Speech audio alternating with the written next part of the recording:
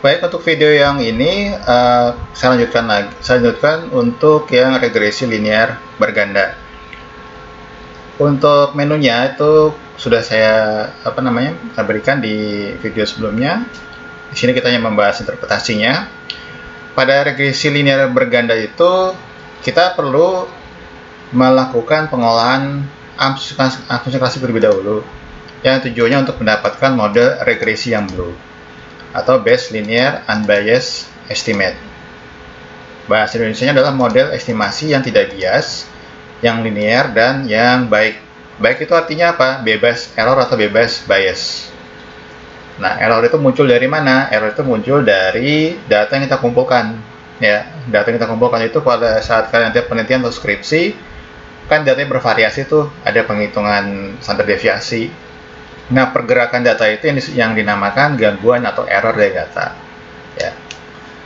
Nah, untuk memastikan bahwa datanya blue, Bayes Linear Unbiased Estimate, yang pertama umumnya digunakan adalah one sample Kolmogorov-Smirnov. Ya, ini adalah uji untuk uji normalitas dari model regresi. Ya, yang diuji adalah nilai residualnya. Kalau di di SPSS kita klik analyze, kemudian regression linear, yang kita masukkan variabel independennya dulu, kemudian dependent, yang statistik, estimate, model fit, collinearity diagnostic itu nanti untuk multi-call. Nah, normalitas itu dari menu save ini kita centang residual unstandardized, continue and okay. Nah, ini kita mendapatkan tabel yang tadi ini, ya. Kita klik analyze, kemudian non parametric test, one sample KS, kita masukkan unstandardized residual, oke. Oke, ini saya pindahkan ke sini.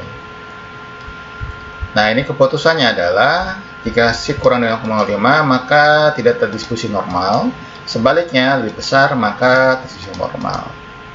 Nah, untuk kasus belajar ini datanya hasilnya tidak normal, ya. Seharusnya pada kondisi nilai residual dan normal banyak opsi yang bisa kita gunakan, ada outlier, ganti metode non parametrik dan sebagainya. Namun untuk belajar sekarang ini kita abaikan dulu, kita hanya interpretasi hasilnya saja dulu. Kemudian untuk yang multi-call tadi, ya, nah nilai ini tadi nih 1,245, 1,281, 1,307 itu diambil dari tabel koefisien di kolom paling sebelah kanan nih, ya, 1,245, 1,281, 1,037. Kriterianya itu harus kurang dari 10, maka tidak terjadi multi-call. Ya, maka saya bilang sih khususnya tidak ada multi-call semua. Apa sih itu multi-call? Multi-call itu kita pahami sebagai bentuk korelasi antar variabel independen. Jadi yang diharapkan tidak boleh terjadi hubungan antara service quality dengan price dengan food quality, kemudian food quality dengan service quality, itu tidak boleh terjadi hubungan, ya. Sehingga harapannya adalah tidak boleh ada multi-call. Karena kalau mereka memberikan hubungan, ketika digunakan untuk memprediksi ke variabel satisfaction-nya itu akan bias atau akurasinya akan tidak sesuai atau berkurang. Selanjutnya uji heteroskedastisitas. Ya, nah ini tujuannya untuk mencari tahu apakah sebaran varian errornya itu hetero atau homogen. Ya, harapannya adalah homogen atau tidak hetero. Oke. Nah, ini langkahnya ketika kita mau mendapatkan angka-angka ini di SPSS-nya adalah kita masuk ke menu transform dulu, nih, transform. Kemudian compute variable. Kita pilih function groupnya nih all. Setelah itu kita cari yang ABS di sini. Kita pindahkan ke atas. Unstandard residualnya kita pindahkan ke sini. Ya. Kemudian target variabelnya adalah ABS res. Nanti di database-nya itu muncul data baru nih, ABS res. Nah, ini yang akan digunakan untuk mendapatkan nilai hetero. Residual itu tadi nilai sisanya, ABS res itu diabsolutkan datanya, sehingga data yang tadinya negatif dia akan menjadi positif, bulat, absolute residual. Langkahnya kita masuk ke analyze, kemudian regression linear, dan yang ZTVC-nya kita keluarkan, ABSS-nya kita masukkan. Nah, ini di statistik ya, centangnya hanya estimate saja. Variabel depan ini tetap, save-nya centangnya hilang. Nah, oke. Ini ya, hasilnya yang paling kanan, 183, 94, 977. 183, 94, dan 997. Jadi, harapannya harus di atas 0,05. Tidak ada hetero.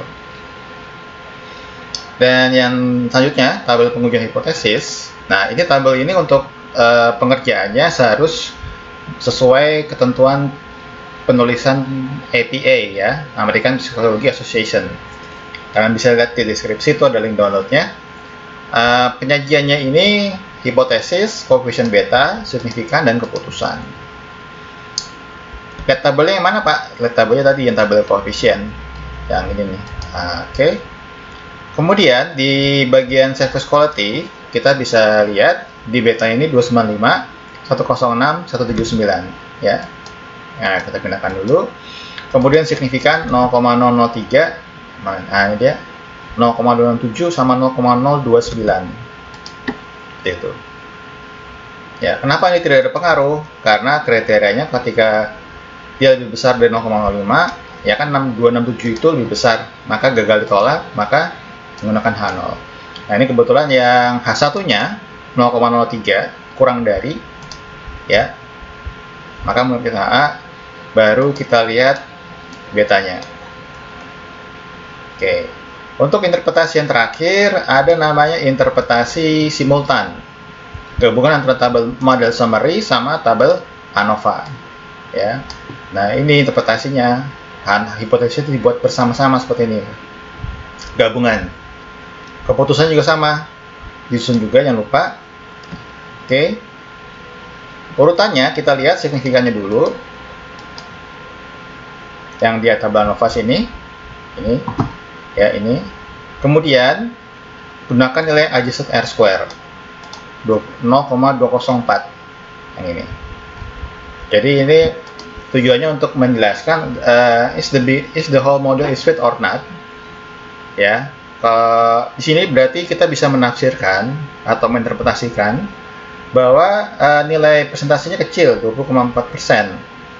Pas kita cek ke masing-masing, ternyata ada satu variabel tidak berpengaruh, yaitu variabel harga. Kalau kita maknai pada kehidupan nyata, saya pun juga kalau misalnya datang ke restoran, itu pasti mikir-mikir harga juga. Kalau harganya tidak sesuai kualitas yang saya dapatkan, tidak sesuai dengan harga yang saya bayarkan, itu saya ya mungkin tidak begitu melihat ya, atau tidak begitu menggunakan harga sebagai faktor untuk datang kembali ke restoran. Seperti itu. Baik, cukup dulu. Ini untuk yang interpretasi regresi. Setelah ini saya mau lanjutkan untuk interpretasi yang data DLS. Oke, selamat bekerja dan selamat berinterpretasi.